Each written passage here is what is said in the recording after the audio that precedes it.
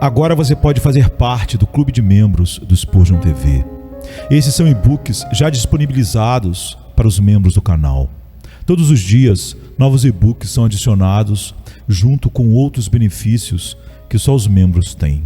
Sendo um membro, você passa a ajudar no crescimento desse ministério, tanto na quantidade do que podemos publicar, como na qualidade do material. Nosso propósito é, juntos, atingirmos o maior número de pessoas com solo escritura. Seja um membro do Spurgeon TV. A fé nunca discute com Deus. Sermão 1309, pregado na manhã de domingo, 6 de agosto de 1876, por Charles Haddon Spurgeon, no Tabernáculo Metropolitano, Newington, Londres, Inglaterra. Ele, porém, respondendo, disse: não é bom pegar no pão dos filhos e deitá-lo aos cachorrinhos. E ela disse: sim, Senhor, mas também os cachorrinhos comem das migalhas que caem da mesa dos seus senhores. Mateus 15, 26 e 27. Ele lhe disse: deixa primeiro saciar os filhos, porque não convém tomar o pão dos filhos e lançá-lo aos cachorrinhos. Ela, porém, respondeu e disse-lhe: sim, Senhor, mas também os cachorrinhos debaixo da mesa comem das migalhas dos filhos. Marcos 7, 27 e 28. Eu tomo os dois registros de Mateus e Marcos para que possamos ter todo o assunto diante de nós. Que o Espírito Santo abençoe nossa meditação. As joias mais brilhantes são frequentemente encontradas nos lugares mais escuros. Cristo não havia encontrado tanta fé nem mesmo em Israel, como descobriu nessa pobre mulher cananeia. As fronteiras e as margens da terra eram mais férteis do que o centro, onde a agricultura havia sido mais abundante. Nos lados do campo, onde o agricultor não espera crescer muito além de ervas daninhas, o Senhor Jesus encontrou a espiga mais rica de trigo que havia enchido sua cesta. Que aqueles de nós que colhem após ele sejam encorajados a esperar a mesma experiência.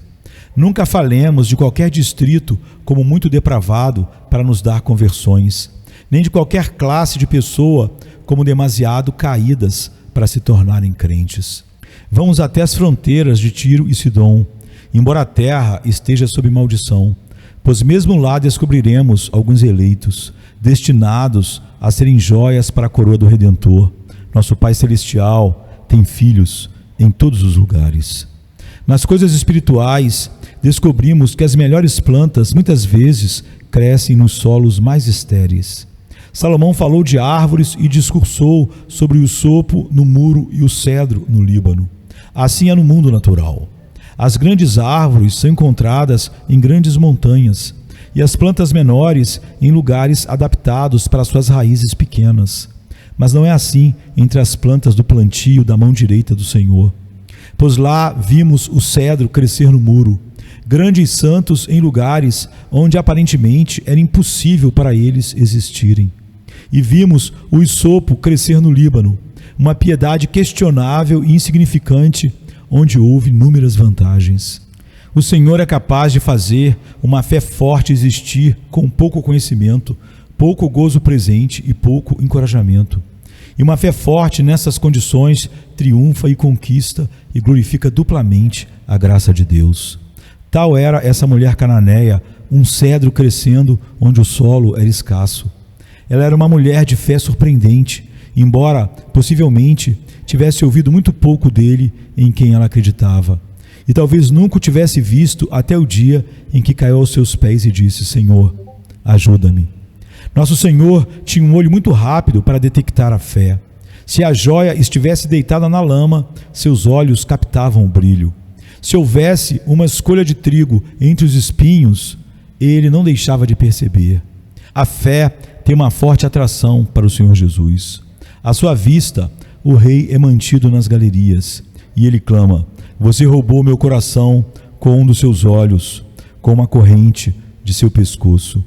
O Senhor Jesus ficou encantado com a bela joia da fé dessa mulher, observando-a e deleitando-se com ela. Ele decidiu virá-la e colocá-la em outras luzes, para que as várias facetas deste diamante inestimável pudessem, cada uma, refletir seu brilho e deleitar sua alma. Portanto, ele testou sua fé com seu silêncio e por suas respostas desencorajadoras, para que pudesse ver sua força. Mas ele estava o tempo todo deleitando-se com isso e secretamente sustentando-a. E quando ele a havia testado suficientemente, ele a trouxe como ouro e colocou sua própria marca real sobre ela nessas palavras memoráveis: ó mulher, grande é a tua fé, seja feito a ti conforme a tua vontade. Eu estou esperançoso nesta manhã que talvez alguma alma pobre neste lugar, sob circunstâncias muito desencorajadoras, possa, no entanto, ser levada a crer no Senhor Jesus Cristo com uma fé forte e perseverante. E mesmo que ainda não desfrute de paz e não tenha visto uma resposta graciosa à oração, confie que sua fé lutadora possa ser fortalecida nesta manhã pelo exemplo da mulher cananeia. Eu percebo, a partir da história do seu apelo ao Senhor Jesus e seu sucesso, 4 fatos. O primeiro é que a boca da fé não pode ser fechada. O segundo é que a fé nunca discute com Deus. Em terceiro lugar, percebo que a fé argumenta poderosamente. E, em quarto lugar, que a fé vence sua causa. Em primeiro lugar, a boca da fé nunca pode ser fechada. Pois se alguma vez a fé de uma mulher foi provada a ponto de fazê-la cessar a oração, foi a desta filha de Tiro. Ela teve dificuldade após dificuldade a enfrentar, e ainda assim não pôde ser impedida de interceder por sua filha, porque ela acreditava em Jesus como grande Messias, capaz de curar todas as doenças, e ela pretendia orar a ele até que ele cedesse à sua importunação, pois ela estava confiante de que ele poderia expulsar o demônio de sua filha. Note que os lábios da fé não podem ser fechados, apesar até dos aparentemente ouvidos fechados e lábios cerrados de Cristo. Ele não lhe disse de imediato sequer uma palavra em resposta. A mulher falara com grande ansiedade, depois se aproximou e provavelmente se atirou a seus pés. O caso de sua filha era muito urgente. Sentia seu coração materno derreter, lançava lancinante clamor. Mas apesar de tudo isso, em momento algum ele lhe dava uma palavra como resposta. Como se fosse surdo-mudo, Jesus parecia ignorá-la. Contudo, ela não esmoreceu. Em vez disso, creu nele. Nem o próprio Cristo conseguiria tê-la feito duvidar dele, mesmo que a tentasse silenciar. É difícil continuar crendo quando nossa petição parece ser um fracasso. Por Deus, eu gostaria que toda a pobre alma aqui presente, que tem buscado o Senhor, pudesse crer que Jesus Cristo é capaz de salvá-la e está disposto a isso, mas que cresce tão plenamente que suas orações sem resposta não conseguissem de modo algum fazê-la duvidar. Mesmo que você ore aparentemente em vão, durante o mês inteiro ou mais sem interrupção, não permita que passe por sua mente uma dúvida que seja acerca do Senhor Jesus e do seu poder para salvar. E daí, se você ainda não conseguiu alcançar a paz que a fé no final lhe trará? E daí, se você ainda não tem certeza do perdão do seu pecado? E daí, se nenhum lampejo de alegria interior lhe visita ainda o espírito? Creia nele, mesmo assim, naquele que não pode mentir. Embora ele me mate, disse Jó, ainda assim esperarei nele. Jó 13:15. Essa era uma fé esplêndida. Seria muito para alguns de nós se pudéssemos dizer: ainda que ele me fira, ainda assim crerei nele. Jó, no entanto, fala: me mate.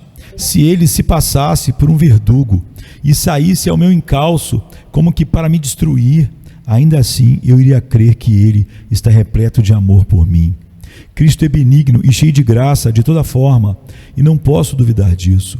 Portanto, a seus pés estarei e a ele erguerei meus olhos, esperando receber graça de suas mãos. Oh, que fé quero ter!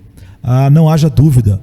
Se você a tem, sua alma está salva, e isso é tão certo quanto o fato de você estar vivo. Se nem a aparente recusa do Senhor em abençoá-lo puder calar seus lábios, significa que você tem uma fé nobre e a salvação lhe pertence. Além disso, a fé daquela mulher não podia ser silenciada pela conduta dos discípulos.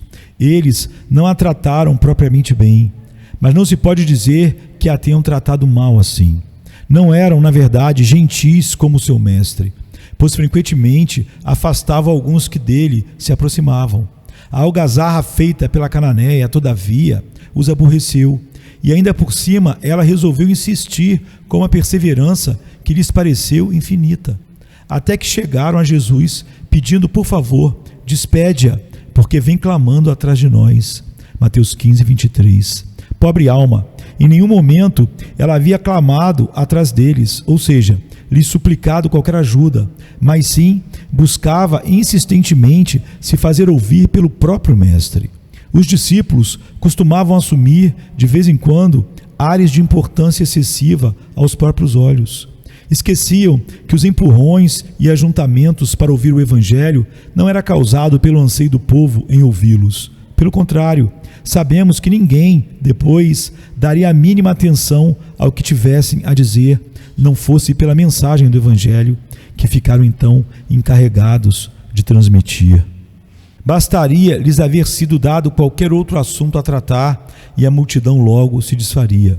Embora cansados do clamor da mulher, que lhes parecia importuno, agiram, no entanto, neste caso, com certa atenção para com ela, mostrando-se, de certo modo, interessados em vê-la alcançar o que buscava.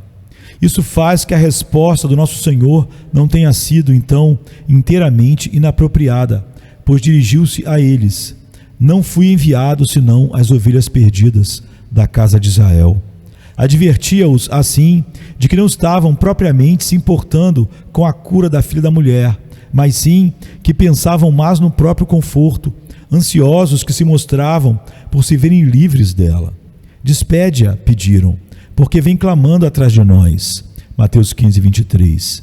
Todavia, embora não a tratassem do modo com que os homens judeus naquela época tratariam geralmente uma mulher, mas sim como sabiam que, na qualidade de discípulos de Jesus, deveriam tratar alguém em busca de uma resposta, embora não a tratassem, enfim, como os cristãos devem tratar todas as pessoas, principalmente os aflitos, apesar de tudo isso, ela não se calava. Pedro talvez a observasse com um jeito até certo ponto desdenhoso. Talvez João tenha ficado um pouco impaciente, pois tinha pavio curto por natureza. Provavelmente André, Filipe e os demais a considerassem por demais impertinente e presunçosa. Não importa. Ela parecia não estar interessada no que dela pudessem imaginar. Só pensava na filha que havia deixado em casa e na miséria horrorosa a que o demônio a submetia. Assim foi que clamou insistente aos pés do Salvador: Senhor, socorre-me. Palavras supostamente frias e duras, um comportamento que muitos considerariam até antipático, não conseguiram impedi-la de suplicar àquele em quem cria. Ah, pobre pecador, talvez você esteja dizendo: ansei por ser salvo, no entanto, um ou outro crente foi um tanto áspero comigo, duvidou da minha sinceridade, questionou a realidade do meu arrependimento, causou-me raiva, mágoa e aborrecimento. Parece até que não querem que eu seja salvo. Essa experiência, meu querido amigo, pode ser de fato uma grande provação, mas se você tem fé verdadeira no Mestre, não se importe muito conosco, os discípulos, nem com o mais gentil, nem com o mais ríspido ou frio entre nós. Siga em frente simplesmente com a sua petição ao seu Senhor e Salvador, até que Ele haja por bem dar-lhe uma resposta de paz. Repito, os lábios dela não se fecharam ante uma doutrina supostamente exclusivista, que parecia restringir a bênção a uns poucos favorecidos.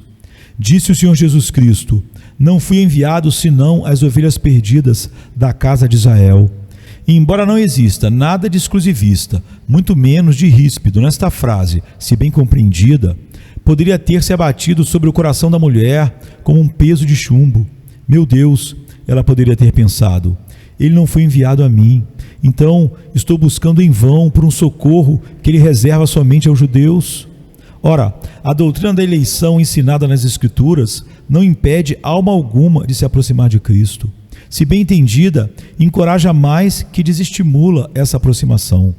Com frequência, porém, para um ouvido despreparado, como é o da maioria dos não crentes, a doutrina da escolha divina desde antes da fundação do mundo tem geralmente um efeito muito depressivo. Temos conhecido pobres almas em busca do Senhor que afirmam em tom de lamentação: vai ver, então, que não há misericórdia para mim. Pode ser que eu esteja justamente entre aqueles para quem não existe propósito algum de misericórdia por parte de Deus. Essas pessoas têm sido levadas a querer parar de pedir e orar, com medo de perder seu tempo e não valer a pena insistir mais, por não serem predestinadas à cura, à salvação e à vida eterna.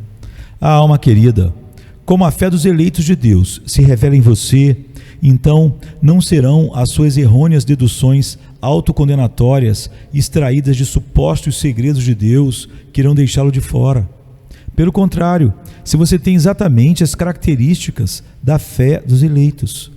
Embora houvesse um povo escolhido em conformidade com a antiga aliança, e mesmo tendo sido nosso Senhor enviado em sua vinda à terra apenas ou prioritariamente a esse povo, ou seja, a casa de Israel, seu sacrifício logo viria justamente a gerar ou revelar a existência de um povo seu, uma casa de Israel não segundo a carne, mas segundo o Espírito, escolhida antes da fundação do mundo.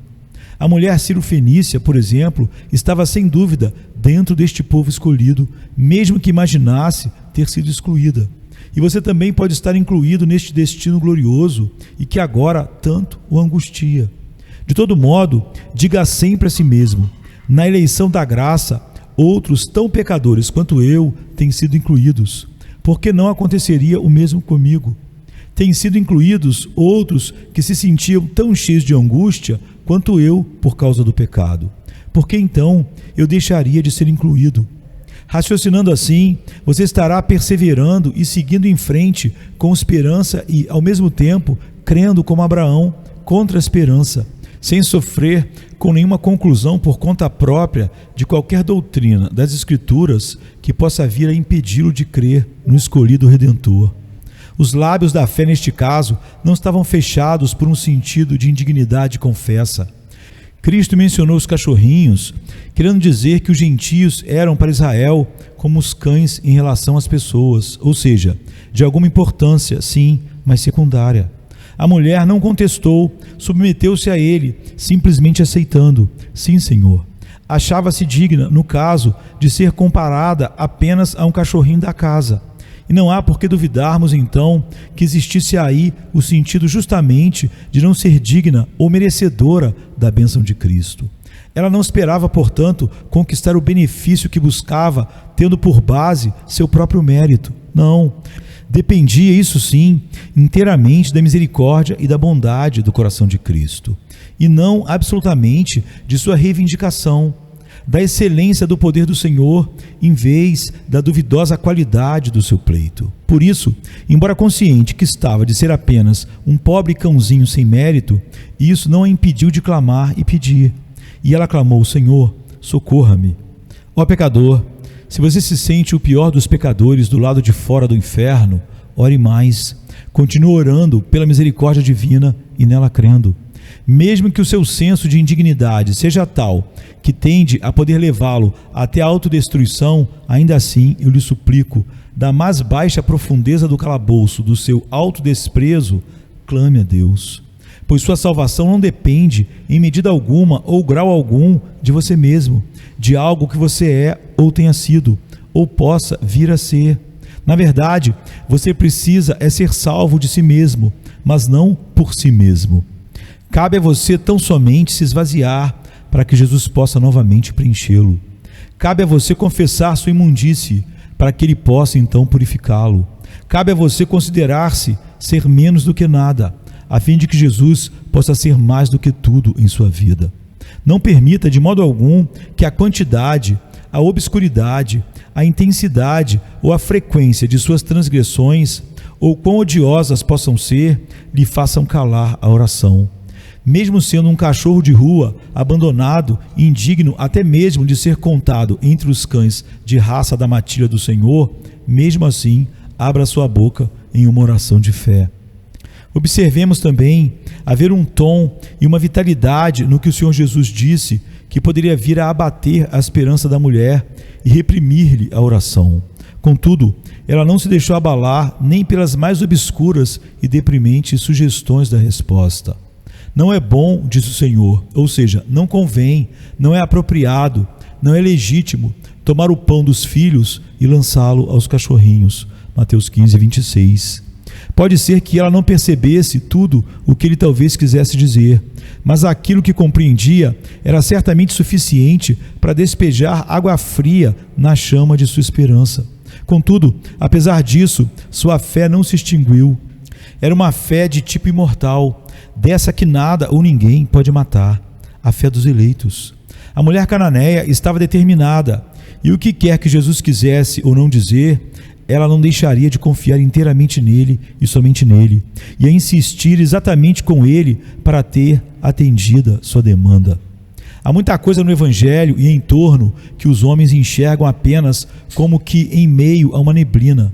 Se mal interpretadas, mais repelem do que atraem a alma de quem busca a Deus. Seja o que for, porém, precisamos assumir a firme decisão de nos achegarmos a Jesus, dispostos a correr todo tipo de risco, se necessário for.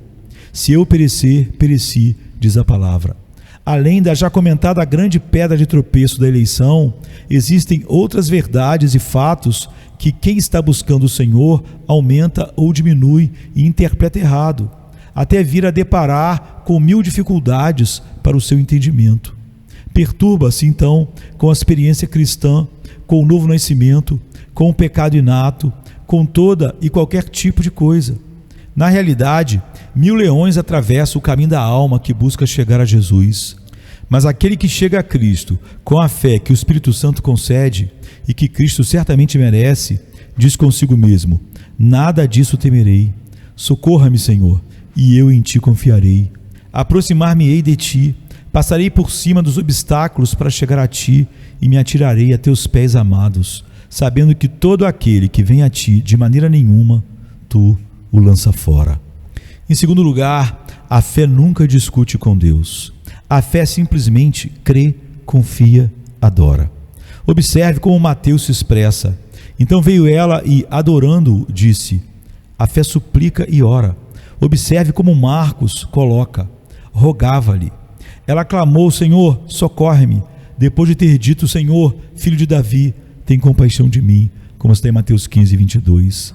A fé apela, mas não contesta. Não contesta nem mesmo a palavra mais dura procedente de Deus, como a proferida por Jesus.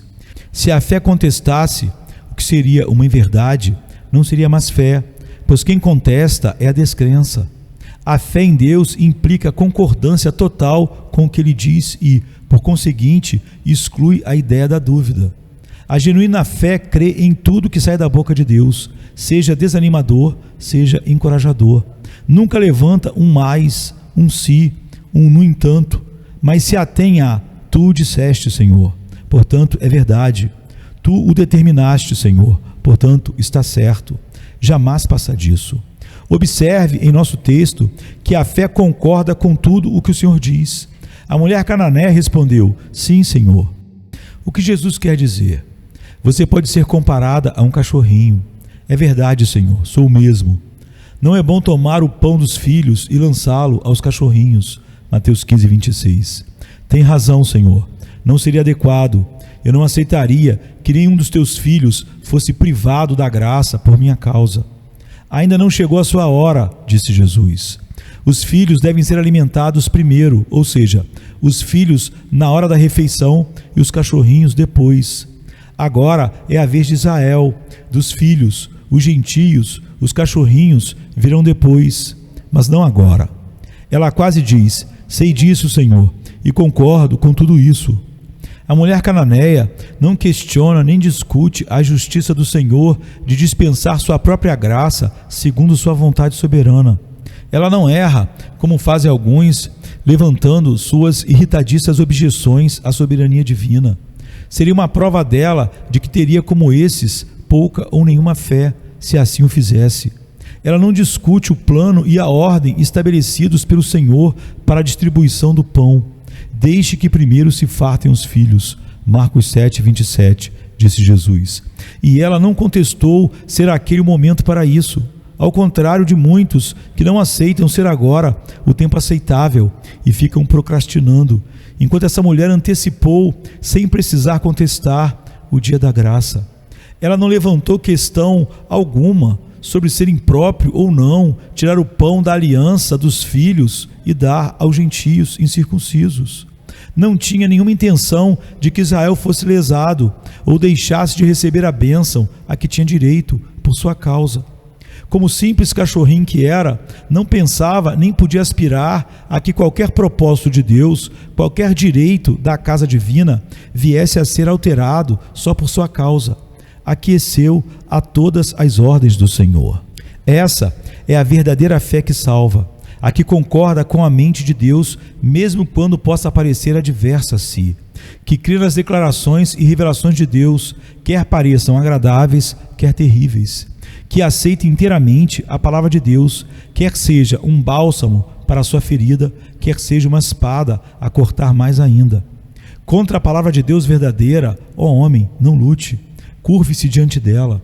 Não é tomando armas contra o que Deus declara, como fazem alguns, que age a fé viva e verdadeira em Jesus Cristo, nem que se obtém a paz com Deus. Em nossa submissão está a nossa segurança. Diga sim, Senhor, e você encontrará a salvação. Observe que a mulher não só concordou com tudo o que o Senhor disse, como também o adorou em tudo. Sim, diria ela. No entanto, tu és o meu Senhor.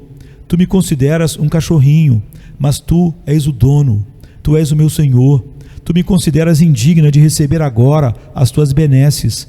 Mas tudo bem, porque tu és aquele que manda. Tu és o meu Senhor, e eu te adoro e reconheço como tal. Tenha a mesma mente de Jó. Receberemos de Deus o bem e não receberemos o mal. Jó 2:10. Está disposta a receber o que pode até não ser o melhor para ela, mas dizer: quer o Senhor me dê, quer se recuse a fazer isso, bendito seja o seu nome, Ele é o meu Senhor. Eis uma grande fé que lança fora o espírito de contenda e não só concorda com a vontade do Senhor, como também o adora por meio dela. Seja como for, ó Senhor, mesmo que a verdade venha a me condenar, ainda assim Tu és o Senhor, e eu confesso a Tua divindade, confesso Tua excelência, reconheço Teus plenos direitos de realeza e me submeto inteiramente a Ti. Faze para comigo segundo a Tua vontade. Note bem, quando a cananeia diz sim, Senhor, ela não continua a falar para sugerir que uma alteração qualquer deve ser feita em seu benefício. Sim, Senhor, Tu me classificaste entre os cães, diria no caso. Mas em seguida pediria: mas Tu não me podes colocar entre os filhos? Pelo contrário, ela pede apenas, já que é um cachorrinho, para ser tratado então como são os cachorrinhos em casa.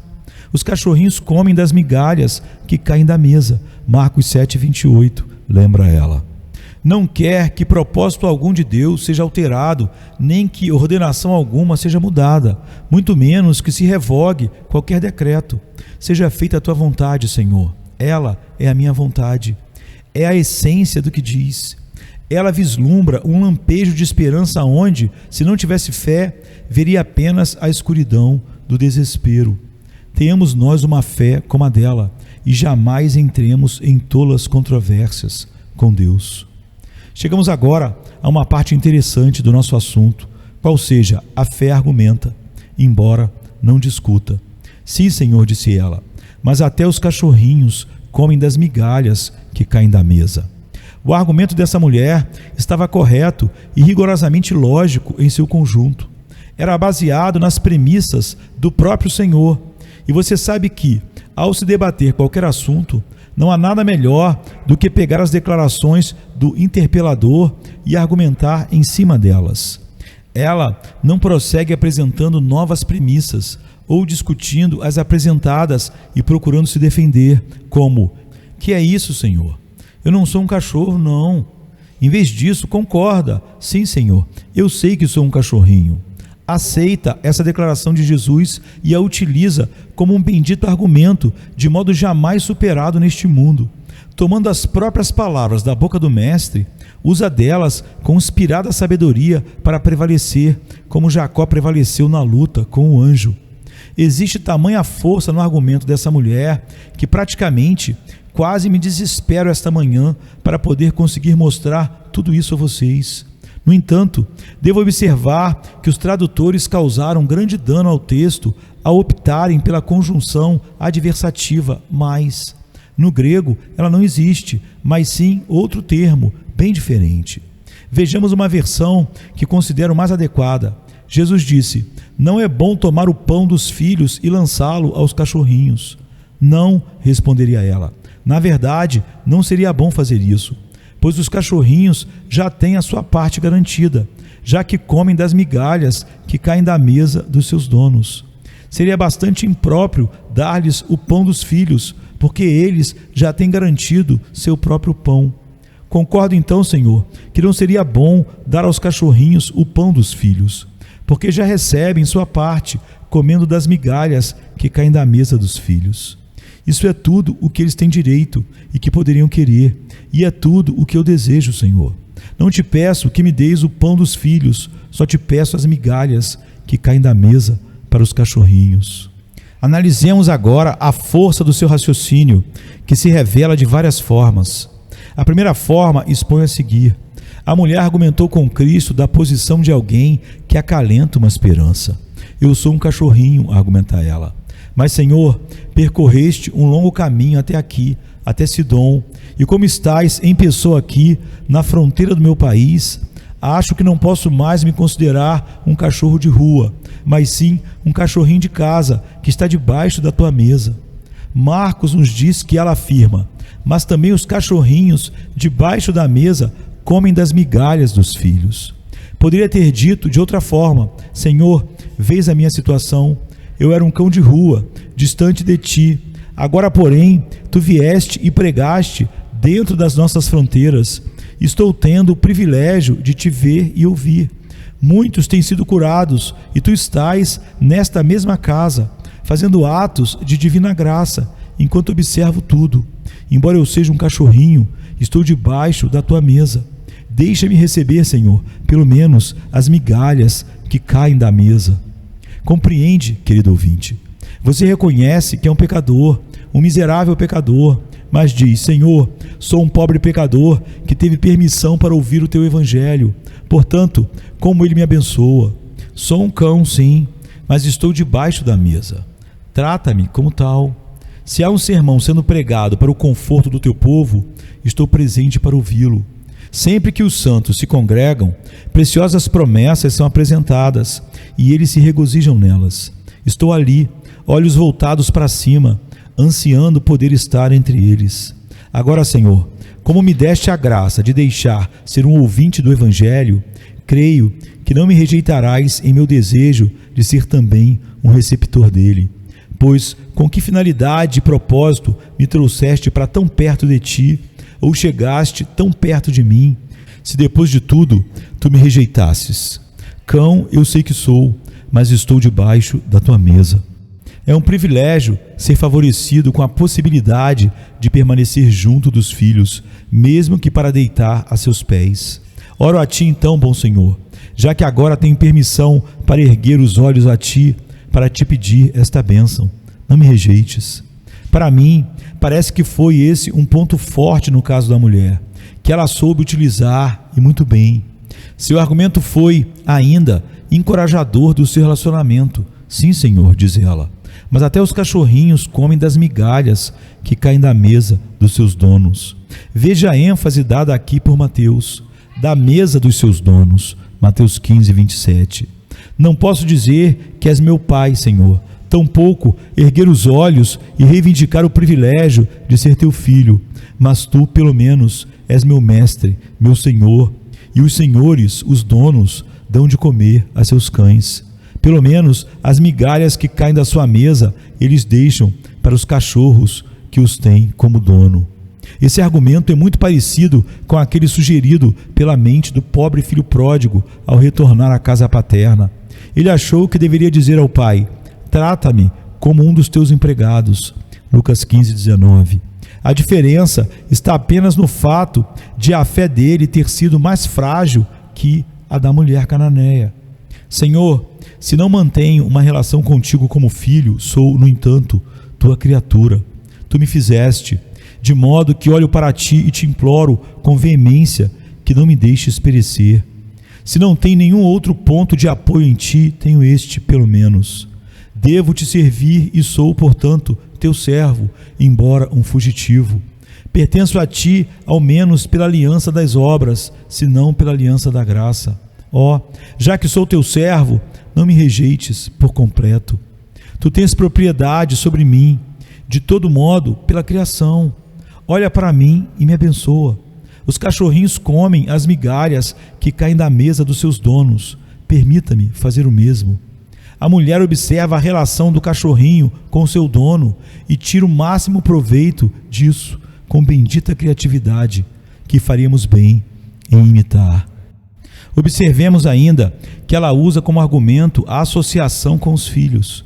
Neste ponto, devo lhes dizer que considero uma pena não ter sido possível aos nossos tradutores esclarecer qual seja, afinal, a essência da passagem. A mulher estava pedindo por sua filha, e nosso Senhor lhe diz: não é bom tomar o pão dos filhos e lançá-lo aos cachorrinhos. A palavra é um diminutivo, e a mulher fixou-se nisso. O termo cachorros não seria, neste caso, tão adequado quanto foi cachorrinhos.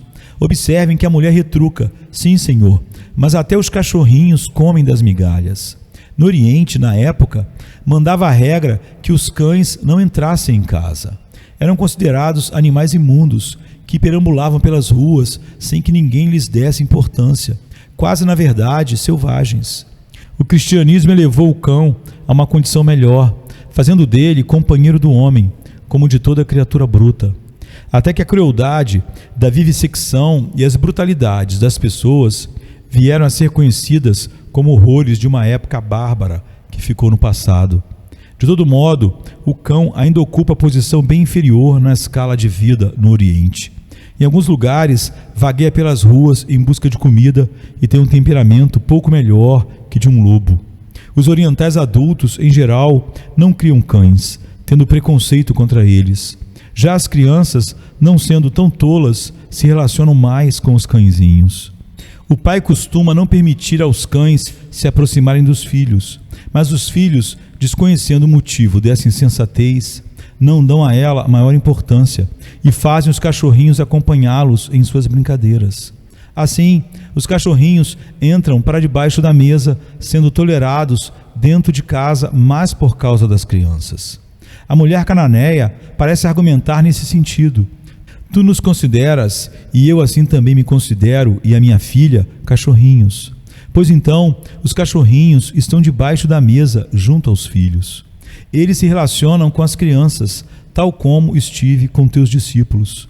Não sou um deles, não sou filha, mas ao menos os tenho seguido e ficaria contente se pudesse ter a honra de estar entre eles.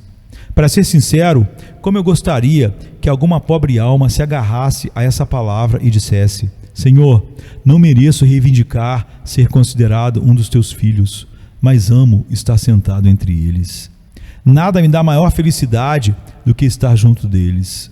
É bem verdade que às vezes me irritam e aborrecem, como as crianças apertam e machucam seus cachorrinhos, mas na maior parte das vezes me afagam, me agradam, falam comigo com gentileza e me confortam, oram por mim e desejam sinceramente minha salvação. Por isso, aqui estou, junto a eles. Dá-me então, pelo menos, o tratamento de um cachorrinho e as migalhas de misericórdia que almejo, que caem da mesa. O argumento da mulher vai mais longe, pois o cachorrinho come as migalhas do pão dos filhos, para deleite das crianças. Quando uma criança tem seu cachorrinho por perto enquanto come, o que faz? Ora, é claro, lhe dá pequenos pedaços do alimento de vez em quando. O próprio cachorro toma ampla liberdade e se serve tantas vezes quanto quiser. Quando os cachorrinhos estão com as crianças à hora da refeição, com certeza ganham migalhas de um ou de outro dos seus companheiros de brincadeiras. Ninguém se opõe a que comam o que obtenham. Assim, a mulher cananeia parece dizer: Senhor, aí estão os teus filhos, os teus discípulos. Eles não me tratam muito bem como deveriam. Na verdade, os filhos não tratam sempre bem os cachorrinhos. Apesar disso, Senhor, eles parecem mostrar que desejariam que eu recebesse a bênção que estou buscando. Eles têm porção plena de ti, têm a tua presença, têm a tua palavra. sentam-se aos teus pés e têm alcançado todos os tipos de bênçãos espirituais. Tenho certeza de que não ficarão ressentidos por eu receber um único benefício que seja. Estão desejosos de que o demônio seja expulso da minha filha, e essa bênção, comparada às que recebem, é apenas uma migalha. Ficarão felizes se eu a receber. Portanto, Senhor, respondo agora ao teu argumento. Disseste que não é bom tomar o pão dos filhos e lançá-lo aos cachorrinhos. Mas, Senhor, os filhos estão satisfeitos e bastante desejosos de que eu receba também a minha porção. Concordam em permitir que eu fique com as migalhas. Não as darias a mim? Entendo que houve ainda outro ponto forte na argumentação da mulher: a abundância de provisão. Tinha uma grande fé em Cristo e acreditava em grandes coisas a seu respeito. Por isso, diria: Senhor, não há grande força em teu argumento, se pretendes provar que não devo receber o pão por precaução de que não haja o suficiente para os filhos. Pois tens tanto que, ao mesmo tempo que os filhos estão sendo alimentados, os cães podem ficar com as migalhas, e ainda assim sobrará e haverá bastante, e com abundância para teus filhos. De fato, os cachorrinhos jamais poderiam ser admitidos debaixo da mesa de um pobre, que não pudesse se dar ao luxo de perder sequer uma migalha. Mas se trata da mesa do riquíssimo rei, onde há enorme fartura de pão e cujos filhos podem se saciar à vontade, os cachorrinhos, é claro, podem ser admitidos para que comam os restos debaixo da mesa. Não propriamente o pão que o dono lança fora, mas as migalhas que caem, porque são tantas que há o suficiente para os cães, sem que os filhos sejam privados de um só bocado que seja. Não, Senhor, diria a cananeia, não há necessidade alguma de que tires o pão de teus próprios filhos, e que tal coisa jamais seja desejada por mim. Há em tua mesa mais do que o suficiente para teus filhos, em teu amor e misericórdia transbordantes, e ainda bastante também para mim, pois tudo o que quero são só umas migalhas, se comparado com o que dia após dia dá generosamente a teus filhos. Eis agora o último ponto que deu força ao seu argumento. Ela viu a situação do mesmo ponto de vista de Cristo. Se me vês como a um cachorrinho, Senhor, diria ela, então, lançando mão dessa tua própria palavra e argumento, a cura que te peço para minha filha é apenas uma migalha do que o teu grande poder e bondade podem me conferir. Ela usou uma palavra que contém em si a ideia de algo bastante diminuto: migalha. Os cachorrinhos comem das migalhas que caem da mesa dos seus donos. Que fé ousada a sua! Valorizava a misericórdia que buscava, colocando-a acima de tudo. Considerava que a misericórdia divina valia 10.000 talentos, mas para o Filho de Deus seria apenas uma simples migalha. Tal sua riqueza em poder para curar, tal sua plenitude de bondade e bênçãos. Se um homem dá uma migalha a um cachorro, significa que pouco tem a perder. Se Jesus dá misericórdia ao maior dos pecadores, ele também nada tem a perder. Simplesmente continuará tão rico quanto antes em bondade, misericórdia e poder para perdoar. O argumento da mulher foi muito correto, foi tão sábia quanto sincera e, melhor que tudo, revelou possuir uma fé maravilhosa. Encerrei este esboço de argumento afirmando que, no fundo, a mulher estava, na verdade, argumentando de acordo com o propósito eterno de Deus. Pois qual o grande desígnio do Senhor ao dar o pão aos filhos? Ou, em outras palavras, ao enviar uma revelação divina a Israel? Foi sempre seu alto propósito que os cachorrinhos obtivessem o pão por intermédio dos filhos. Ou seja, que o Evangelho fosse entregue aos gentios por intermédio de Israel. Sempre foi o plano de Deus que, ao abençoar sua própria herança, seu caminho viesse a ser conhecido em toda a terra e sua força para curar entre as nações. Essa mulher cananeia, de um modo ou de outro, mediante inspiração divina, veio a se enquadrar no método do Senhor. Embora não lhe haja desvendado o segredo, ou pelo menos não fique explícito que isso tenha acontecido, contou todavia com uma força inata em sua argumentação. Essa argumentação era, em resumo, a seguinte: é pelos filhos que os cachorrinhos têm de ser alimentados. Não te peço, Senhor, que deixes de dar aos filhos o pão que lhes pertence. Tampouco te peço apressar a refeição dos filhos. Sejam eles fartamente alimentados em primeiro lugar.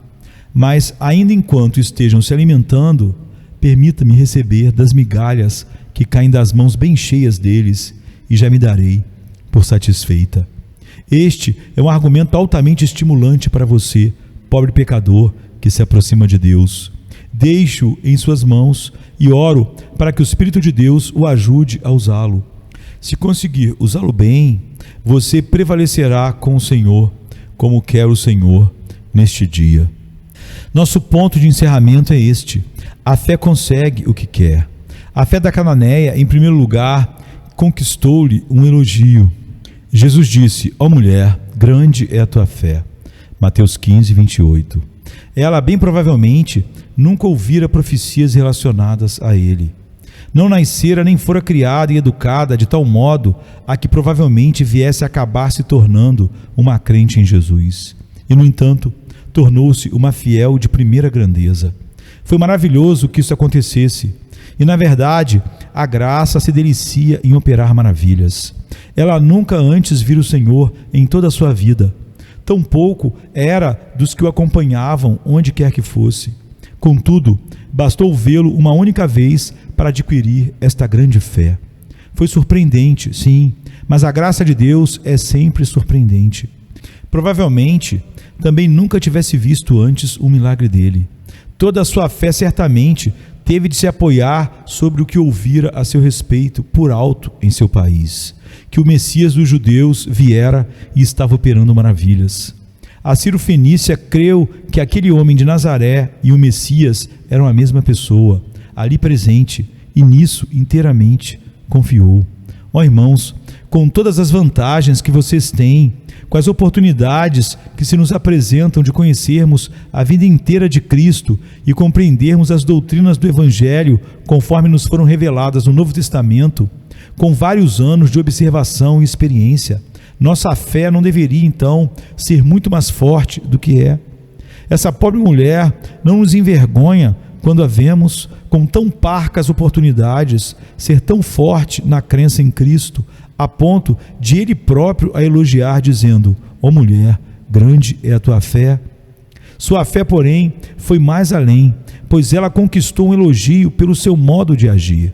Segundo relata Marcos, Jesus disse: por essa palavra vai, o demônio já saiu da tua filha. Marcos 7, 29. É como se a recompensasse tanto por suas palavras, quanto pela fé que as sugerira. Jesus se revela tão feliz pelo modo sábio, prudente, humilde, mas corajoso, com que ela usara as próprias palavras dele para afirmar ter fé em seu poder, que declara: por essa palavra, o demônio já saiu da tua filha. Marcos 7, 29. O mesmo Senhor que elogia a fé, elogia também os frutos e atos dela decorrentes. A própria árvore consagra o fruto. Os atos de homem algum podem ser aceitáveis a Deus, até que Ele próprio seja aceito. No caso da mulher, tendo sido aceita por sua fé, os resultados dessa fé logo se tornaram agradáveis ao coração de Jesus. A mulher também conseguiu alcançar a bênção que buscava. O demônio já saiu da tua filha e saiu para sempre. O que ela só precisou fazer então foi correr de volta para casa e encontrar sua filha na cama, descansando, tranquila, coisa que certamente a filha não fazia desde que o demônio dela se apossara. Ao lhe conceder a bênção de maior desejo em seu coração, nosso Senhor o faz de maneira grandiosa, dando-lhe uma espécie de carta branca ao declarar: seja-te feito como queres.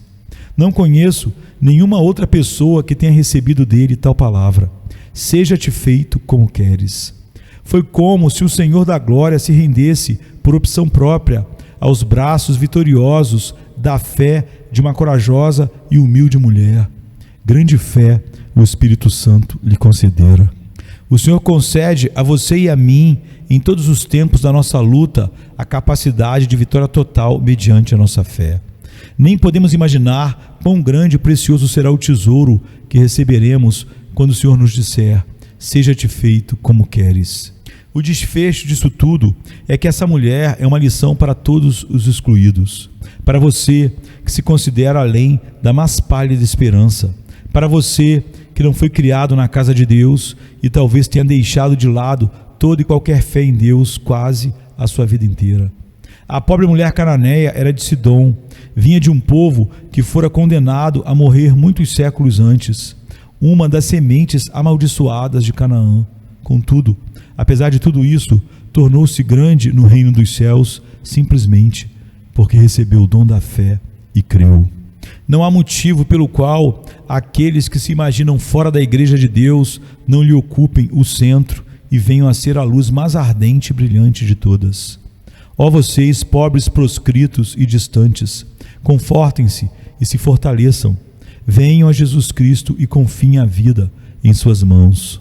Essa mulher é, antes de mais nada, um exemplo para aqueles que pensam que têm sido rejeitados em seus esforços pela salvação. Você ora e, todavia, não tem sido bem-sucedido. Você busca o Senhor e, no entanto, se sente mais infeliz do que nunca. Você tenta se reformar e corrigir, crê estar agindo na força de Deus, mas tem fracassado. Confie naquele cujo sangue não perdeu eficácia, cuja promessa não perdeu a validade e cujo braço não perdeu o poder para salvar. Agarre-se à cruz, pecador. Se a terra afundar debaixo dos seus pés, mantenha-se nela agarrado. Se as tempestades rugirem e todos os rios se encherem, se o próprio Deus parece estar contra você, agarre-se à cruz de Cristo. Nela está a sua esperança. Nela você jamais há de perecer. Essa é também uma lição para todo intercessor. A mulher não estava pedindo por si mesma, pedia por outra pessoa. Se você pedir por outro pecador, não o faça jamais com frieza de coração. Peça como se fosse por você mesmo, por sua própria alma, pelo seu próprio coração. Prevalecerá sobre Deus como intercessor o homem que carregar o problema de outrem no próprio coração, tomando como se fosse seu, rogando e regando com lágrimas uma resposta de paz, como se a buscasse para si mesmo. Por fim, lembremos-nos de que essa mulher poderosa, essa mulher gloriosa, é uma lição para toda mãe e todo pai, pois suplicava por sua filha. O amor materno ou paterno torna o mais forte no mais fraco e o mais corajoso no mais tímido que seja. Mesmo entre as feras ou os pássaros, quão poderoso é esse amor. Um pobre pássaro que se assusta à simples aproximação de pessoas é capaz de se sentar valentemente sobre o ninho quando sente que o intruso se aproxima, colocando seus filhotes em risco. O amor de mãe ou pai transforma uma pessoa temerosa em heroína pelos filhos. Quando rogar a Deus por seus filhos, faça-o conforme seu amor materno ou paterno lhe sugerir, até que o Senhor também lhe diga: grande é a tua fé, o demônio já saiu, seja-te feito como queres. Deixo este último pensamento com os pais como encorajamento à oração. O Senhor os leve a fazer assim, em nome de Jesus. Amém, queridos. Amém. Venha se cansado estás, e eu descanso darei.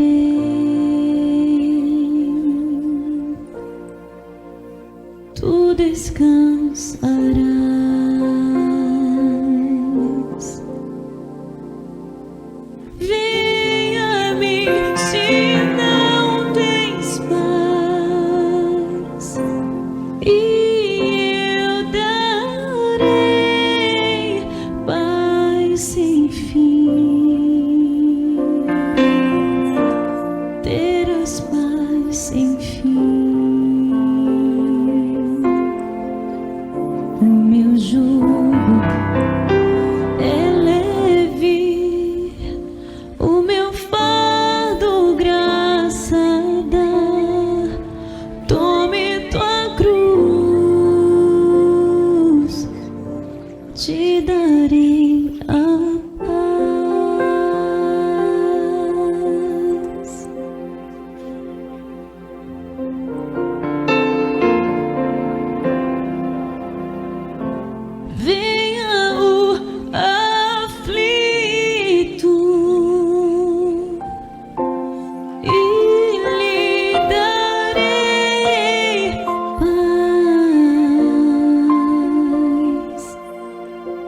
minha paz darei. Venha a mim na dor sem fim, e eu darei paz, darei minha paz, acalmar tuas águas e falar ao coração: tome meu fardo, te darei a paz.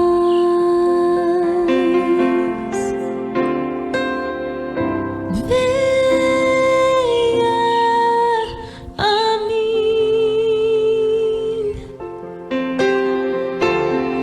venha a mim,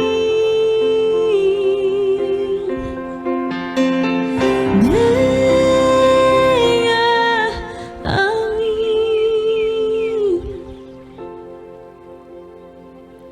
A minha graça te chama, a minha graça te salva.